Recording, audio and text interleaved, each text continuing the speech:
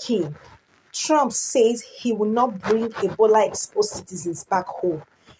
Kenya is the dumping ground. Imagine this for a second. An American citizen is exposed to one of the deadliest viruses on earth. You would think the United States, with all its advanced hospital, military aircraft, and billion-dollar health system, would immediately bring its own people home for treatment. But what if I told you the plan now is reportedly to send those exposed Americans to Africa instead? Not to Washington, not to New York City, not to one of America's elite biocontainment facilities, but to Kenya. And suddenly the internet is exploding with one question: does the West truly see Africa as an equal partner, or merely a place to dump problems it does not want near its own borders? Today, we are breaking down the controversy surrounding the Ebola outbreak. The Ebola outbreak in the Democratic Republic of Congo, the reported U.S. emergency response plan involving Kenya, the backlash across Africa, and the deeper geopolitical questions many people are now asking. Because this story is no longer just about virus, it's about power, it's about perception, and it's about dignity. And by the end of this video, you may look at global politics very differently. Okay, to understand why people are reacting so emotionally, we first need to understand Ebola itself. Ebola virus disease is one of the most feared diseases in modern history.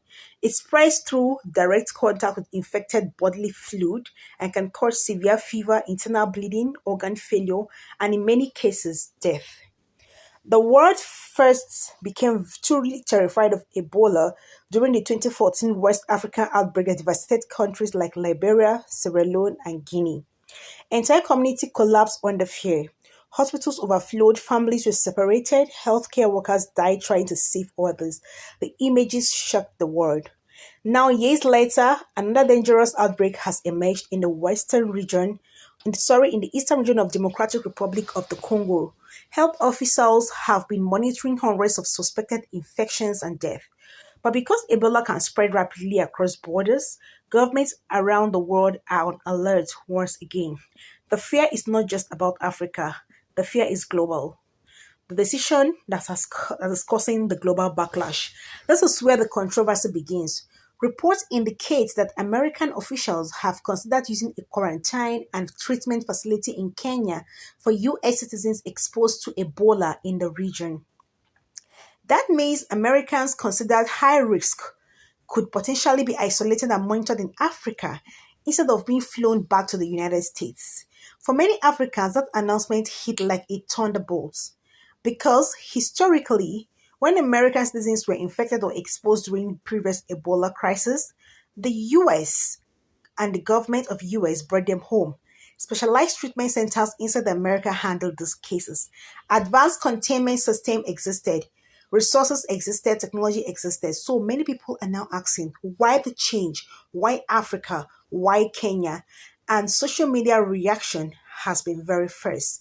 Some critics argue this sends a disturbing image that Africa is acceptable as a containment zone for dangerous outbreaks, but not America itself.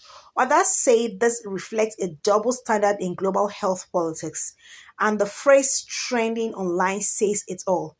Africa is not a dumping ground. That statement has resonated deeply across the continent because it touches wounds that goes beyond Ebola. It touches history. Now let's look at Africa and the third world label. For decades, African countries have battled stereotypes pushed by parts of the Western media and political establishments: poverty, disease, war, corruption. Those images are often repeated so frequently that many outsiders forget about reality, that another reality exists there too. Modern African cities, technology hub, medical innovation, young entrepreneurs, economic growth, and scientific talents also exist there. Yet, despite all this, many Africans still feel the continent is viewed primarily through the lens of crisis. And that frustration grows whenever powerful nations appear to treat Africa differently than they would treat Europe or North America. The term third world has become especially controversial. Many people believe it carries a tone of superiority and disrespect. Critics says it reduces entire nations and cultures into stereotypes, and when policies appear to place risk onto African soil while protecting Western population from the same risk, the anger becomes understandable because perception matters. If America truly has world-class containment facilities, why not use them? Why should another country absorb the burden? Those are the emotional and political questions fueling the debate. Now, to be fair, let's look at the other side of argument. There are also experts who argue the situation is more complicated. Some public health officials say regional treatment centers can help contain outbreak faster. Others argue transporting infected individuals across continents carries its own risk. There are also logistical considerations like distance, time, air transport protocol, international coordinations. Some defenders of the policy say the goal is not disrespect towards Africa, but rapid response near outbreak zones. And it's important to remember Kenya itself has advanced medical infrastructure compared to many parts of the region. Kenya has played major roles in regional healthcare operations and humanitarian coordination before. But even with these arguments, the emotional backlash has not disappeared because many people believe symbolism matters just much as logistics. And in international politics, symbolism can shape global opinion for years, right? So let's look at the US aid and the CDC controversy. Another reason this issue exploded online is because critics accuse the US government of reducing support for international health programs across the years. Programs connected to USAID, Center for Disease Control and Prevention have faced political battles, funding cuts, and restructuring debates at different times. Critics argue that weakening global health systems while later depending on African facility creates an uncomfortable contradiction. Some say if wealthy nations invested more consistently in African healthcare system, outbreaks could be controlled earlier. Others argue global diseases require global cooperation and shared responsibility because viruses do not care about borders, they do not care about race, they do not care about politics. When outbreak happens anywhere, the entire world becomes vulnerable, and perhaps that is the biggest lesson here. Africans' response and the growing voice. And one thing is clear, Africa today is not the Africa the world imagined decades ago. Across the continent, voices are becoming louder and more confident. Young Africans are challenging old narratives. African journalists are controlling their own stories. African governments are demanding greater respect in global affairs.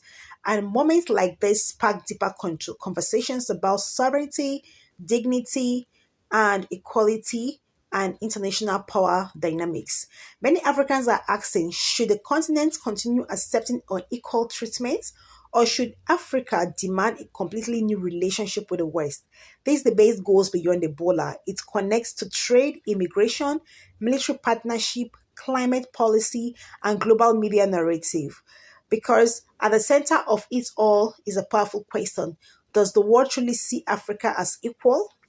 This story is quite emotional, it is political and deeply symbolic. Some people believe the proposed Kenyan plan is simply a practical medical response.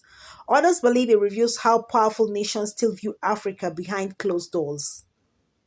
But one thing nobody can deny is this: Africa is speaking up louder than ever before, and the world is listening. So now I want to hear from you. Do you think this decision is about logistics and public health, or do you believe it exposes a deeper attitude towards Africa? Drop your thoughts in the comments. And if you believe Africa deserves dignity, respect, and equal partnership on the world stage, share this video so more people can join the conversation. Don't forget to like, subscribe, and turn on notifications for more global news and deep analysis of stories like this. See you again in my next video.